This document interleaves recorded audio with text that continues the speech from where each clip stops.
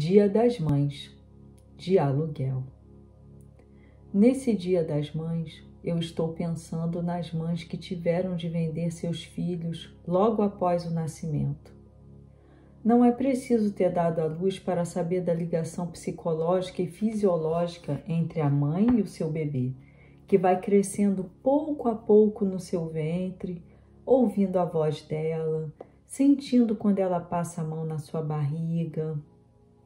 Como pode pessoas serem tão egoístas ao ponto de quererem literalmente comprar um bebê, um ser humano?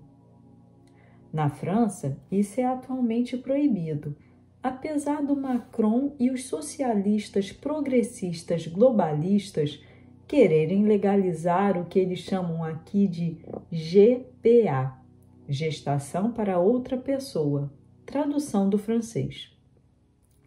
Eles sempre acham termos positivos para defenderem as ideias deles, para promoverem a ideologia deles, e termos negativos para denigrir os oponentes. A guerra das ideias começa pela guerra das palavras. Por exemplo, quando não concordamos com eles, somos chamados de conspiracionistas. E as feministas não falam nada? Não denunciam essa situação das mulheres que são obrigadas a venderem o corpo e o filho dela? Na França, existe uma escritora que luta pelos direitos das mulheres.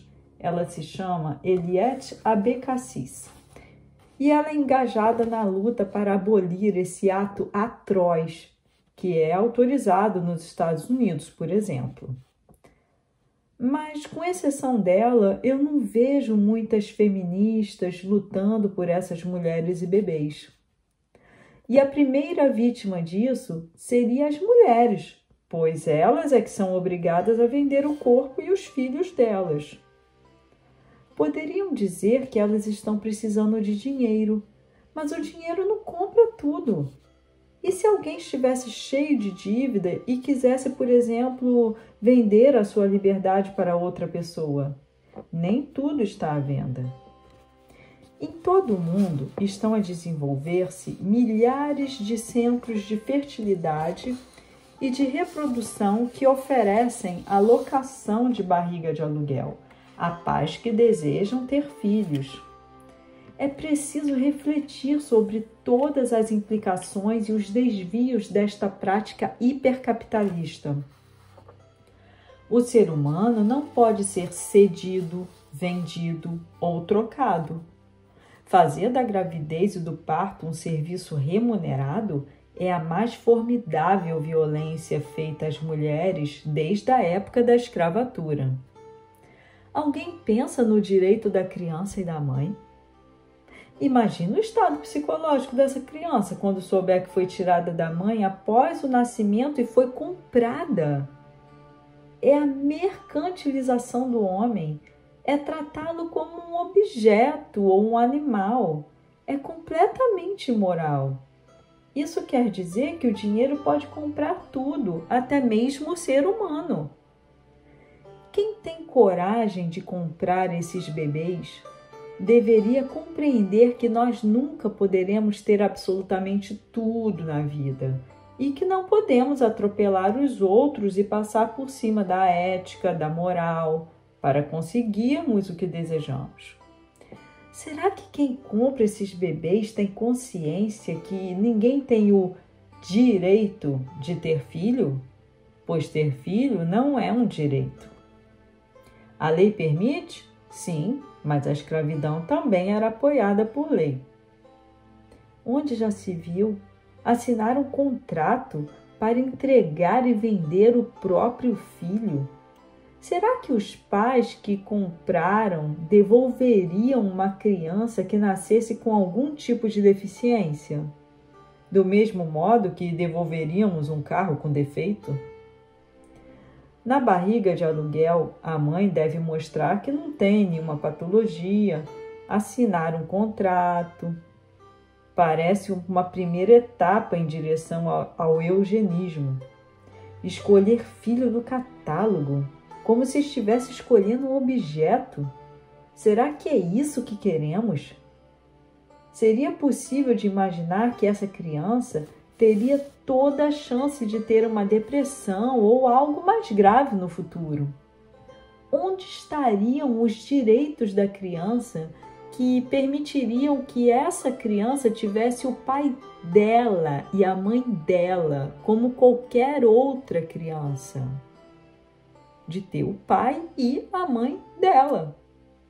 Aonde estão os defensores dos direitos de uma criança desse tipo, para permitir que ela tivesse a sua própria mãe? Imagina começar a vida sabendo que a nossa mãe nos vendeu e que os teus pais te compraram. Se essa mercantilização de bebês se legalizar no mundo, as mulheres que vão fazer isso serão as dos países mais pobres, para se gastar menos dinheiro possível. As vítimas, no caso, seriam as mulheres pobres. Isso se chama exploração da miséria por pessoas que querem um filho, custe o que custar. A lógica parece ser sempre a mesma, de tratar o ser humano como se fosse um objeto, sem ascendência, sem paz, que podemos comprar e vender. Como é possível fazer um comércio com um ato de amor que é gerar uma criança? Concluindo, então, eu decidi de fazer esse texto e esse vídeo, pois investigar a gestação para os outros é interrogar-se não só sobre um fenômeno importante na nossa civilização, mas também sobre o futuro de toda a humanidade. Eu já havia abordado esse assunto no vídeo que fiz intitulado Manipulação na Democracia, publicado em 3 de abril de 2021 no YouTube, no minuto 27:45. Então, é o que eu tinha para dizer nesse Dia das Mães de 2021.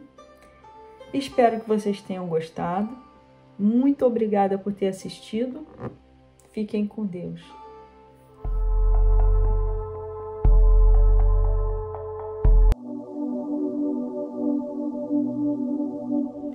Terceira técnica, que é colocar um tópico em termos de enfrentamento de valor. Bom, essa técnica eu gosto muito, porque justamente ela permite de constatar a que ponto nós somos todos engajados nesse processo de dominação pelas emoções.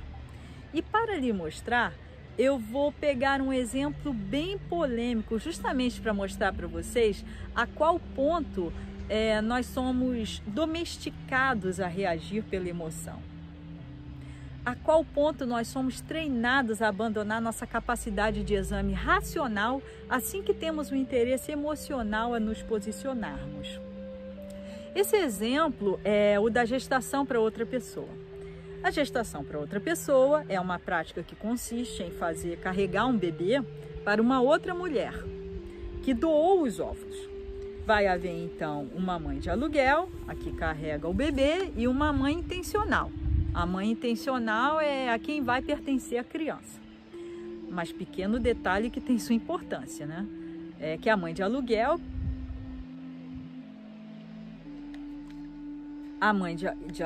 que carrega uma criança, né, vai carregar em troca de uma remuneração. E é o que faz com que a gestação para outra pessoa suscite numerosos debates internacionais. E cada um geralmente tem uma opinião sobre o assunto. Do ponto de vista ideológico, do ponto de vista dos valores, é possível defender a gestação para outra pessoa em nome da igualdade de direitos e até mesmo em nome do progresso, pois consiste em amenizar a infertilidade, ou seja, em nome de um progresso concebido como emancipação, já que existe esse obstáculo natural. Mas agora, se considerarmos a questão sob o ângulo econômico, a barriga de aluguel é a instauração da economia do nascimento. É a criação da comercialização da vida, com casais que têm condições de pagar mulheres para carregar o bebê deles, e mulheres que aceitam ser barriga de aluguel, pois estão em detrimento econômico, precisando de dinheiro. Então, se amanhã um governo democrático quisesse passar uma lei autorizando a barriga de aluguel, sob qual ângulo vocês acreditam que ele apresentaria as coisas?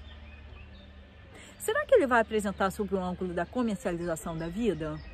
Ou ele vai apresentar sob o ângulo do direito da igualdade?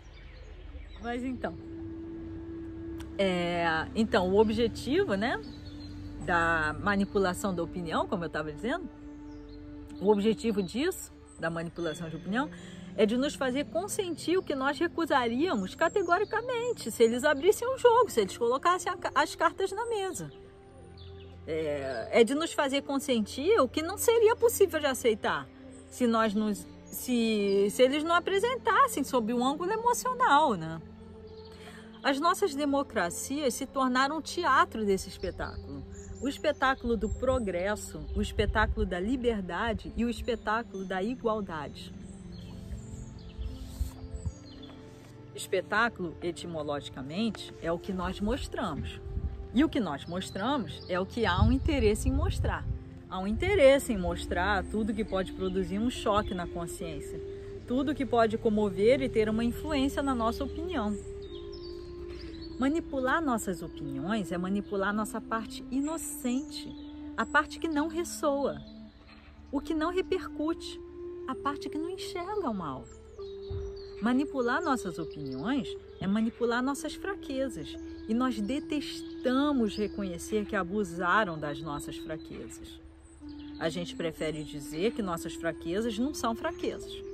A gente prefere dizer que nossas emoções, nossa sensibilidade são a marca da nossa humanidade, da nossa bondade e do nosso amor ao próximo. Mas uma maneira de resolver esse conflito entre emoção e razão é de se dizer que nós temos o direito de demonstrar emoções. Nós temos o direito de ser sensível. Mas nós também temos o direito de não reservar nossas emoções ao espetáculo, de não reservar nossas emoções à cena mediática da manipulação. Denunciar a manipulação pela emoção não é denunciar a emoção, é denunciar a instrumentalização da emoção. É denunciar o sequestro, a captura das nossas consciências. É denunciar as correntes invisíveis que nos impedem de exercer nosso discernimento, que também faz parte da nossa humanidade. E que se chama a nossa razão. Muito obrigada. Fiquem com Deus.